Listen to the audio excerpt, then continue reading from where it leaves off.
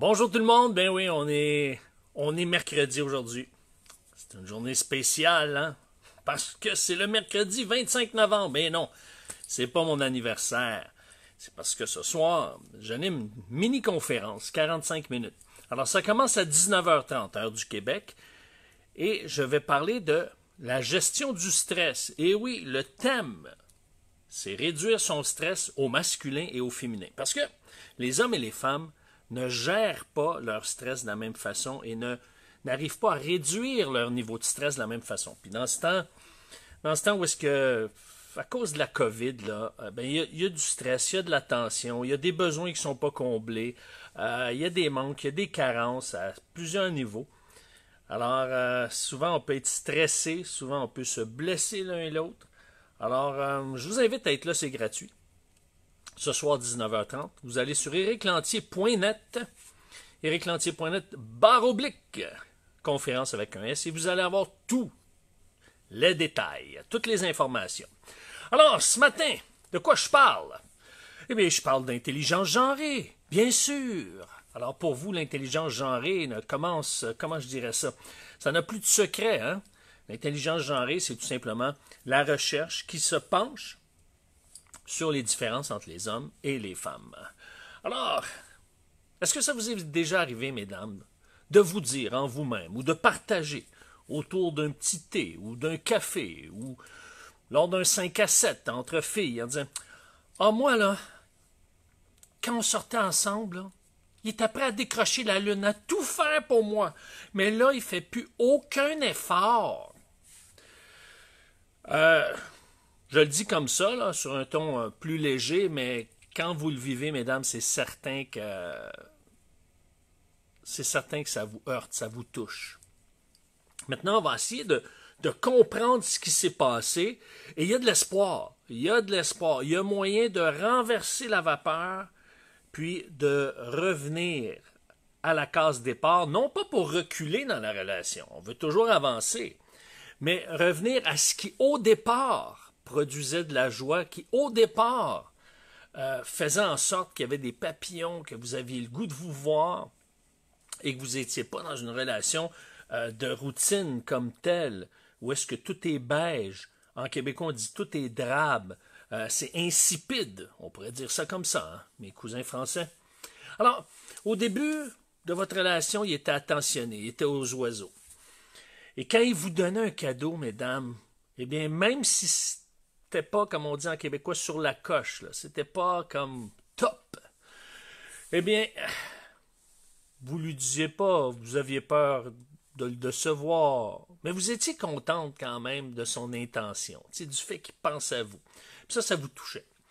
Quand il vous interrompait pour vous donner des solutions, parce que là, vous vous ouvriez le cœur, là, vous étiez dans la phase là, où est-ce que vous étiez prête à vous confier, à vous ouvrir le cœur, puis là, c'était comme « Wow!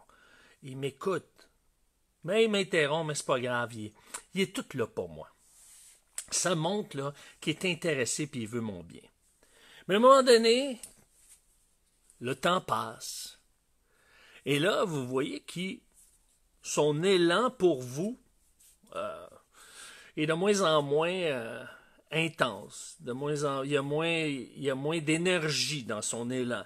Il manifeste moins de petites attentions. Jusqu'à un moment donné, ça peut devenir tolérant, mais là, à un moment donné, vous dites « Hey, là, je suis tanné, là. C'est assez. C'était le fun au début, mais là, je sais plus. Ça me tente plus. J'aimerais ça que ça change. » Tu sais, ça se peut que ça soit comme ça. Mais, premièrement, il faut comprendre qu'est-ce qui s'est passé parce qu'il s'est passé quelque chose. C'est pas juste une question de fatalité. Ben, c'est comme ça, puis qu'est-ce que tu veux qu'on fasse? Toutes les couples vivent ça. Oui, toutes les couples vont vivre ça à un moment donné. Mais on n'est pas obligé de rester là. On n'est pas obligé que ça reste comme ça. Ou on n'est pas obligé de changer de partenaire à chaque fois qu'on est rendu là. Comprenez-vous?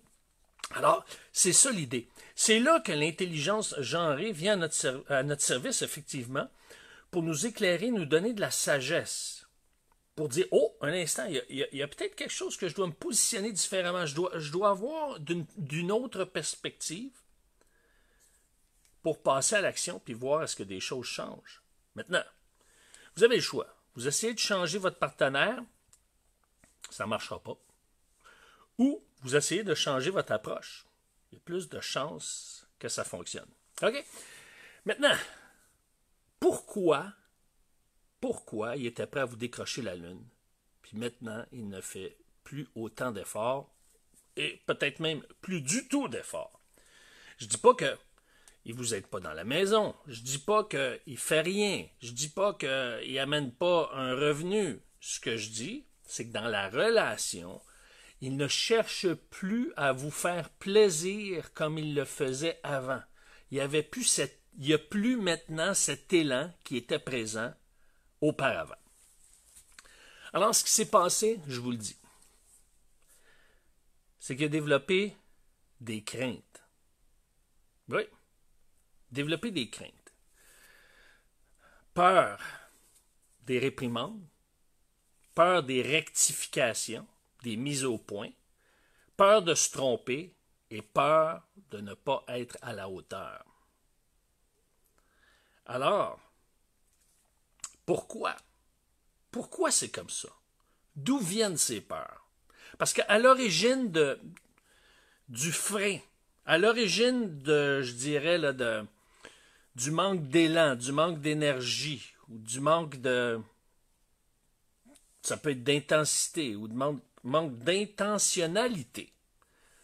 Parce qu'il ne démontre pas qu'intentionnellement, il cherche à vous faire plaisir. Du moins, dans la mesure que vous le souhaiteriez. Alors, ça vient des peurs. Puis, où est-ce qu'ils proviennent, ces peurs-là? Eh bien, c'est que un homme va juger sa valeur en fonction de ses compétences, de ses succès. Quand ses bons coups, quand ses succès, quand ce qui fait quelque chose de bon passe inaperçu, ou que ce n'est pas suffisamment applaudi, mais là, à ce moment-là, il va se décourager parce qu'il se dit « Wow, ce que je fais, c'est pas assez bon. » Alors, qu'est-ce qu'il fait? Il arrête de le faire. C'est pas assez bon.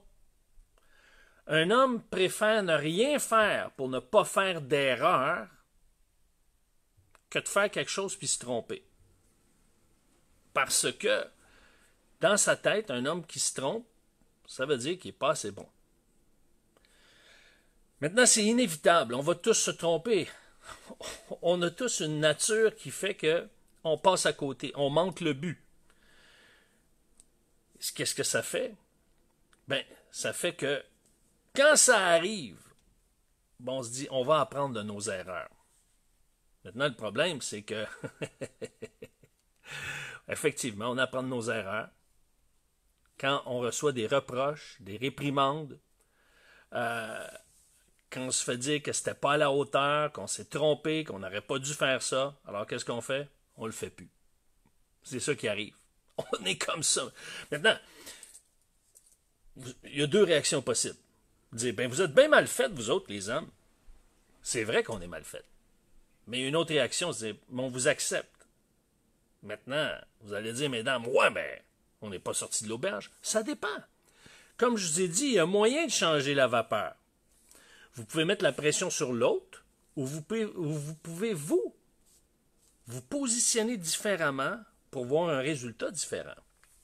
Alors, et ce qui est étonnant, ce que la recherche démontre, c'est que plus un homme est attaché à sa compagne, à sa conjointe, à son amoureuse, à sa femme, à son épouse, moins il va faire d'efforts. Pourquoi? Parce qu'il veut moins la décevoir. Plus qu'il est attaché, moins qu'il va faire d'efforts, parce que s'il se trompe, il risque de la décevoir. Donc, pour ne pas la décevoir, ben, il veut faire moins d'erreurs possibles. Voyez-vous? Donc, c'est là que le bas blesse, mesdames et messieurs. Alors, ce que je veux vous dire là, c'est que je vais vous amener une carte à utiliser, mais attention. Ce que je vais vous dire là, c'est tout simplement pour que vous voyez plus clair le panorama, le portrait. C'est pas pour l'attaquer avec ça. OK? Parce que c'est une carte là, qui peut le discarter et vraiment augmenter la tension si c'est mal utilisé. Je vous le dis pour vous éclairer, pas pour que vous sortiez cette déclaration-là dans une discussion, puis là, ça vienne le piquer. Ça, c'est bien important. Je sais qu'il n'y a pas beaucoup de femmes qui font ça, mais si jamais c'était votre intention, à ne pas faire, s'il vous plaît. Ce que la recherche démontre, c'est que plus un homme est égoïste, centré sur lui, donc moins centré sur votre bien-être, mesdames, plus un homme est égoïste, plus il est insécure. C'est sûr que si vous allez lui dire ça, en québécois, lui shooter en pleine face, là, lui lancer ça dans la figure, c'est sûr qu'il va être sur la défensive, puis c'est sûr qu'il va se refermer. Alors c'est pour ça que je vous dis, mesdames, je vous le dis pour que vous preniez conscience de l'état de votre conjoint, de votre mari, de votre amoureux, de votre partenaire. Mais c'est pas pour l'attaquer avec ça. Pourquoi je vous dis ça? Pas à cause de vous, à cause de nous les hommes. Parce qu'on est pas mal plus sensibles que pas mal plus sensible que beaucoup de femmes pensent qu'on est. Hein? Les femmes pensent que parce qu'on est moins attaché à nos émotions, moins à l'écoute de nos émotions, qu'on est moins sensible. Il ne faut pas faire cette équation-là. On est autant sensible, c'est juste qu'on est moins connecté avec cette sensibilité-là. On a moins bien appris à gérer cette sensibilité-là, à être en contact, à apprivoiser cette sensibilité-là. C'est là qu'est la nuance. Alors, un indice pour vous montrer que plus qu'un homme est égoïste, plus qu'il est insécure, c'est que quand il va dire « Oh, de toute façon, je m'en fous », ben, c'est qu'il cache son insécurité. Il cache. C'est quelque chose qu'il ne veut pas avouer parce que, justement, son insécurité lui fait peur. Un homme insécure n'est pas viril. Alors, mais plus il est égoïste, plus il est insécure. Parce que plus il a peur de la réprimande, du rejet, de ne pas être à la hauteur, de ne pas être suffisamment compétent. Alors, parce qu'un homme est rassuré par son succès, à un point tel que sa devise, c'est que le succès vient de ce qu'on apprend de nos erreurs. Parce que, comme je vous l'ai dit tout à l'heure, c'est impossible de ne jamais faire d'erreur. Mais on se sert même de l'erreur pour nous amener au succès. Tellement le succès, c'est une valeur importante pour nous les hommes. Alors, vous allez me dire, « Ouais, mais c'est bien décourageant ça. » Un instant, j'y arrive. Souhaitez-vous, mesdames, retrouver un homme qui désire vous combler, vous chérir, prendre soin de vous épauler, vous soutenir? Si la réponse est oui, eh bien, je vais vous expliquer comment un homme peut se sentir à la hauteur puis retrouver le goût de se donner, de prendre soin de vous. Le premier pas, c'est lui donner le droit à l'erreur de se tromper et d'échouer. Vous allez me dire, ah ben oui, en théorie, facile. En pratique, c'est une autre chose. Là, on touche les vraies affaires, là. Ça fait toute la différence. Un, dans l'atmosphère. J'ai le droit à l'erreur. J'ai le droit de me tromper. J'ai le droit de passer à côté. J'ai le droit d'oublier. Vous allez dire, ben non, s'il a le droit à l'erreur, s'il a le droit de se tromper, s'il a le droit d'oublier, il va en faire encore moins. Il va être encore plus paresseux. Il va se laisser plus aller. Ça ne veut pas dire que vous ne partagez pas ce qui vous dérange. Ça veut dire que vous ne lui mettez pas une pression de performer. C'est ça la différence. Avec vous, écoute chérie, oui, ben oui c'est plate, mais sais-tu quoi? Je le sais que tu vas apprendre de cette erreur-là, puis que la prochaine fois, là, tu vas être mon héros. Ah, je le sais, tu dois être déçu de toi, hein, chérie. Mais sais-tu quoi? Moi, je t'aime quand même. Puis ça, c'est juste une erreur de parcours, un manquement. Mais je sais qu'au fond de toi, là, tu as le goût de me faire du bien, tu as le goût de me faire plaisir. C'est juste que là, tu t'es mal pris. Écoute, c'est pardonné. Je t'aime. Puis je crois que la prochaine fois, tu vas faire mieux. Je sais, j'ai confiance en toi. C'est ça qu'il a besoin d'entendre. Plus il va entendre ça, plus il va vouloir se donner, parce que savez-vous quoi? C'est pas grave si je fais une erreur, donc je vais m'essayer. Mais s'il ne sent pas qu'il y a cette atmosphère-là, qu'il y a cette liberté-là, il ne se donnera pas. Il va s'éteindre. Et qui va en bénéficier le moins? C'est vous, mesdames.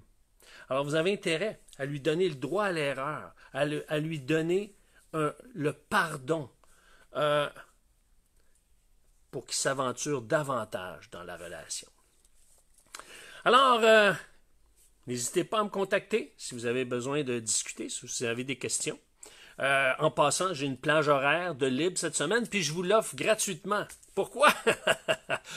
Parce que quand j'ai des places de libre, j'aime ça offrir mon temps, parce que ce que je fais là, je ne le fais pas juste pour les honoraires. Je le fais parce que, j'aime ça, puis je sens que je contribue au bien-être de bien des gens, de bien des couples et de bien des entrepreneurs. Alors, pour me contacter, Éric Lantier, A commercial, marsvenuscoaching.com. Éric Lantier, A commercial, marsvenuscoaching.com. Je vous offre 45 minutes gratuites. Alors demain, de quoi est-il question? Pourquoi mon copain ne veut-il pas s'engager envers moi? Pourquoi il ne veut pas s'engager? Pourquoi il ne me demande pas en mariage? Pourquoi je ne suis pas sa femme officielle? On en parle demain, 7h15 au Québec, 13h15 en France. Sur ce, je vous dis à ce soir, 19h30. Comment réduire son stress au masculin et au féminin? Tout est sur Éric Lantier. Toutes les informations sur ériclantier.net/. Conférence avec un S. Sur ce, je vous souhaite une bonne journée. À ce soir et ciao!